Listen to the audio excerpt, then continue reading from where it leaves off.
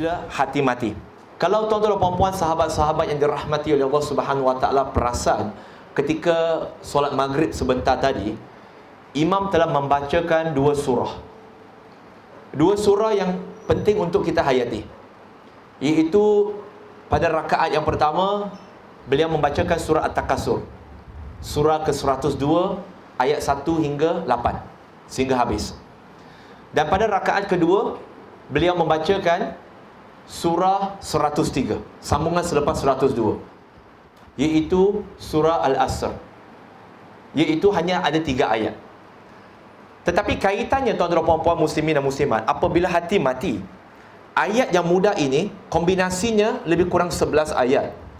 Tetapi bila mana hati kita mati, ayat ini sekadar kita jadikan sebagai satu hafalan, satu bacaan yang kita tidak jiwai, kerana hati yang mati seumpama tanah yang gersang. Bila mana tanah gersang, letaklah benih apa sekalipun, letaklah baja apa sekalipun, tiada apa yang akan tumbuh daripadanya. Begitu juga bila hati yang mati, apa yang akan berlaku ialah datanglah beratus-ratus pun peringatan daripada Allah Subhanahu Wa Taala yang sangat tegas, yang sangat menakutkan, tetap kita tidak akan mengambil pedoman. Maka saya ambil daripada surah At-Takasur terlebih dahulu. Dalam surah At-Takasur ayat 1 dan 2, Allah Subhanahu Wa Taala berfirman, Al-haqqu mutakasur hatta zurtumu maqabir. Sesungguhnya bermegah-megah dengan yang banyak itu telah melalaikan kamu sehingga kamu masuk ke dalam kubur. Kamu singgah di dalam kubur. Tuan-tuan dan puan-puan, sahabat-sahabat, bila hati mati, bila kita sekadar dengar surah At-Takasur ini, sesungguhnya dia sangat menakutkan.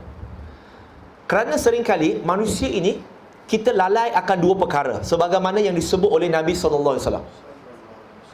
Baginda sebut bahawa ada dua nikmat yang seringkali manusia lalai akan dia. Dua nikmat. Nikmat kesihatan dan nikmat masa. Bila dia sihat, dia tak ingat dunia. Bila dia dah tak ada masa, baru nak ingat. Tetapi tuan-tuan dan puan-puan, sahabat-sahabat semua, dua ayat ini sepatutnya menjadikan kita tidak salah untuk mengejar dunia. Tak salah.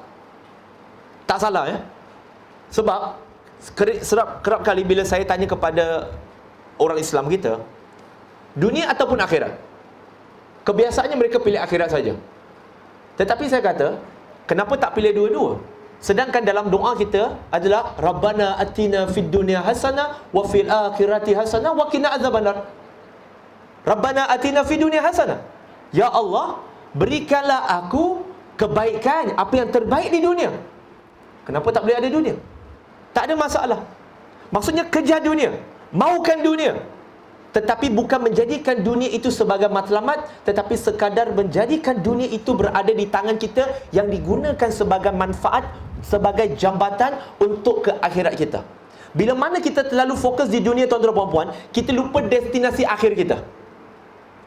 Tadi saya bincang dengan Abang Zainal, kita guna istilah bola sepak sikit hari ini. Dia seolah-olah bila main bola sepak, kita terlalu teruja menguasai bola, 90% menguasai bola, sehingga kita terlupa matlamatnya nak skor gol. Kita skor shot, tengok statistik, oh kita hebat weh, beribu passing, tiki taka pun habis. Tapi dia lupa matlamat permainan bola sepak itu adalah untuk menjaringkan gol dan untuk bertahan supaya tidak dibolosi. Tetapi dia menguasai bola, pihak lawan menguasai 10%, skor sebiji, kita kalah. Walaupun 90% kita menguasainya. Sama juga, bila mana kita fokus sahaja pada dunia ini, 90% kita fokus. Tetapi kita lupa matlamat akhirnya ialah dunia ini sekadar jambatan untuk kita ke akhirat. Maka tuan-tuan dan puan-puan, bila dunia itu memenuhi hati kita, di manakah Allah di dalam hati kita? Tiada ruang untuk Allah Subhanahu Wa Taala.